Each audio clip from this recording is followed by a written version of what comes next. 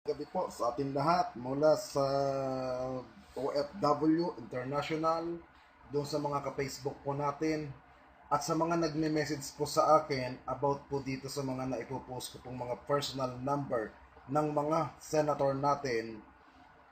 Maraming salamat po doon sa mga nag-message sa akin. Pinatataba niyo po ang aking puso, pinalalakas niyo ang aking loob.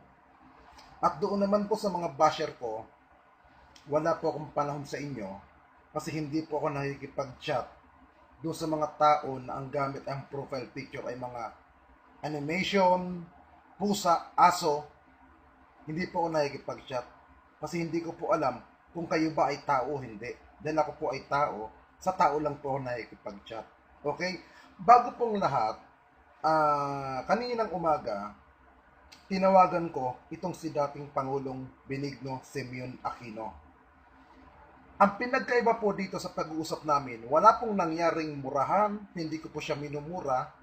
Bagkos, kumukuha po ako sa kanya ng mga information, sa kabubuhan niya lang, nagbigay siya ng mga informasyon about doon sa mga activity nila sa Liberal Party. Ito po, bago ko po ibigay ang number niya, kanyang personal number, smart number po ito ha, ang number po ng dating Pangulong Benigno Aquino. Mula congressman hanggang senador, yung pa rin po ang number niya sa naging Pangulo at until now na hindi na siya Pangulo ng Pilipinas, yung pa rin po ang kanyang ginagamit na personal number. Pakinggan niyo po ang aming pag-uusap tapos pagkatapos ko pong i-record yung napag-usapan namin, doon po sa mga taga Yolanda na biktima ng Yolanda Typhoon, ito po ang pagkakataon ninyo na iparating nyo ang pagmumura ninyo sa dating Pangulong Benigno Simeon Aquino. Pakinggan niyo po. Gusto ko yung telepono ko. Okay, sige. Hello. Hello, good morning, President. Baka po tayo ngayon ng umaga pumasok yung text eh. Oo, kamusta? Dito mo na. Oo. Anong bagong balita? Tungkol sa ron topic ko. Doon sa bagong activity natin sa LFI. Papunta pa lang ako dito sa meeting nila. Okay. Tapos tawagan ko yan. Tapos. Okay, sige. Update mo ako, President. Tama. Ha? Thank you, thank you. Ayun po ang naging usapan namin kanina. Yung sinasabi niyang pupunta siya sa meeting, yung meeting pong yun, yung dinaluhan po nila dito sa may Tomas Morato. Kung ako nagkakamali, Tomas Morato ata yun. Along Quezon City area din, na malapit din naman yung meeting nila sa area ng Times Street. Ito po yung pangalan ng restaurant na pinuntahan nila. Yung Romulo Restaurant na pag-aari ng pamilya ni dating Congressman Roman Romulo na asawa ngayon ni Sholina Salidad o yung dating artista na naging girlfriend niya rin tapos naging asawa ng dating congressman tapos tumakbong senador ngayon. Doon po sa gustong maka-textmate ang dating Pangulong Benigno Simeon Aquino Cuangco. Ito po, ihanda nyo na po ang inyong mga papel. Smart number 0918-90-888-92. I repeat po, uulitin ko po ang number, dandahan-dahan, para makuha nyo po muli. 0918-90-888-92. Nakuha nyo po ba ang number ng dating Pangulong Benigno Aquino? Doon po sa mga taga biktima po ng mga bagyong Yolanda, pwede nyo na siyang i-text ngayon. Malaya kayo na makakarating sa kanya ang inyong mga text message. Huwag tayong magpasindak sa mga taga-Liberal Party, bagkos lumaban po tayo. Uulitin ko po din po, i-mention ko rin po pala, itong mga putang inan to na mga nagtitreat sa akin na nagtitext message. Ang sagot ko lang po sa inyo, gawin nyo, huwag nyo akong takutin, never nyo akong matatakot at hindi nyo ako mapapatahimik hanggat ako'y nabubuhay. Sapagkat ang aking pagmamalasakit ay para sa bayan, para sa Pangulong Rodrigo Roa Duterte at kaming mga supporter ni Pangulong Duterte. Hindi kami duwag, hindi nyo kami kayang turuin, duruin man or sindakin. Bagkos, kung matapang ang aming Pangulo, matapang din kami ang mga supporter niya. Handa kaming makipaglaban sa inyo ng harapan. Muli, mga ka-DDS, i-text nyo na ang dating Pangulong abnormal na si Simeon Benigno Aquino Cuangco. Mabuhay ang Pilipinas!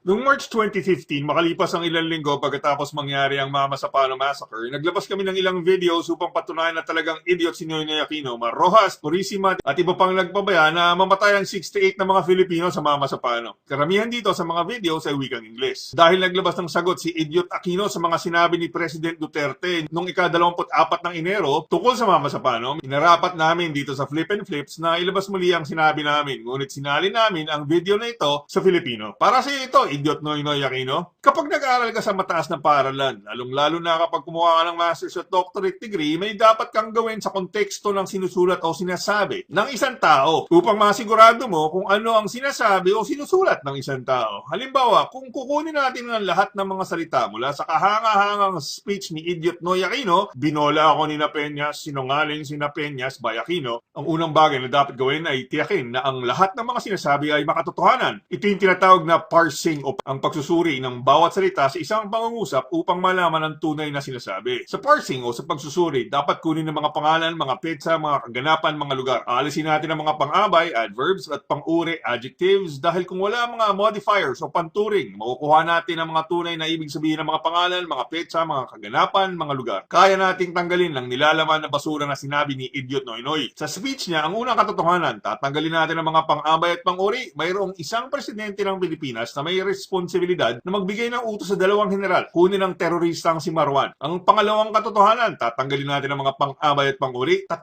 tao lamang, si Aquino, na Peñas at Purisima, ang may kakayahan na hawakan ng kapalaran ng isang terorista at inutusan ng 3 ito ang SAF-44 upang hulihin si Marwan. Ang pangatlong katotohanan, tatanggalin natin ang mga pang-abay at pang-uri. Tinupad ng SAF-44 ang kanilang misyon. Kaya ang misyon ni na Peñas, Purisima at lalong-lalo na si Idiot Aquino ay ibalik ng buhay o sa maayos na kalagayan ng SAF-44. Ika nga ng US military, no one gets left behind. O yung madalas sabihin ng kaibigan kong yumao na Squid Germs, God bless his soul, walang iwanan. Noong 2015, ang palusot ni Aquino, binola ako ni na Peñas. Sa pamamagitan ng paggamit ng salitang binola, maaari nang gamitin ni Aquino ang salitang binola upang lusutan ang lahat ng kabubuhan niya. Ito yung tinatawag na president, alinsunuran. Dahil ginamit ni Aquino ang binola, lahat ng pulis, military, senador, congressman, governor, mayor at pati na si President Duterte at lahat ng susunod kay President Duterte na Pangulo ay pwede nang gamitin ang palusot na binola. Kung tatanggapin ang salitang binola bilang isang lehitimong dahilan, ito ay paglikha ng isang kultura na nagsasabing pambobola ay isang magandang tugon kapag may Pilipino na pumapalpak sa trabaho. Binola ako sa Mendiola Massacre, kaya ako sila pinatay. Binola ako sa Hacienda Luisita Massacre, kaya ako sila pinatay. Binola ay isang magandang sagot para sa Mama Sapano Massacre. Binola ay isang magandang sagot kapag may susunod na grupo ng mga Filipino na minasaker. Binola ka naman pala eh. Sige lang, ay sa susunod daw, huwag ka lang papabola, okay na yun. Yan ang mga sagot ng mangmang na Filipino. Itong nakaraan na press release ni Idiot Aquino, January 2017, ang hirit ng idiot, sinungaling daw si na Peñas. Ang paggamit ng binola o sinungaling bilang palusot ay pagtapon sa iyong responsibilidad bilang Pangulo. Alam na natin na unprofessional si Aquino. Ang binola o sinungaling ay wala sa Constitution. Ang binola o sinungaling ay hindi nahahanap sa batas. Ang binola o sinungaling ay hindi mga kataga na natatagpuan sa management, economics, finance, leadership studies o pag-aaral sa pamumuno, political science o agham pampolitika, sociology, psikolohiya, information technology, medicine, nursing, engineering, psychiatry o kahit na sa military studies. Ang binola o sinungaling ay hirit na mga tao na hindi nag-iisip. Kaya nga idiot, hindi ka nag-iisip. Sa libo-libong mga iba pang salita na maaaring gamitin tulad ng ginamit ni Idiot Noynoy na binola siya noong 2015, sinungaling daw si na Peñas sa 2017. Sa susunod na mga taon, ang hirit ni Idiot Noynoy, nagpauso si na Peñas, nagkunwari si na Peñas, piniikot ako ni na Peñas, nilinlang ako ni na Peñas, binaloktot ni na Peñas ang pangyayari. Sa matuwid, ang binola o sinungaling na sagot, tatanggapin ng mangmang na mga tao yan. Tinanggap ni Solita Monsod yan, tinanggap ni Marrojas yan, tinanggap ni Leni Robredo. Mga inutil na hindi ginagamit ang kanilang mga utak para lang mabigyan ng lusot ang kapwa nila idiots. Ang binola o sinungaling, hindi tinatanggap na kapalit para sa makatotohanang pagpapabaya ni Idiot Aquino. Ang nangyari sa Mama Sapano at sa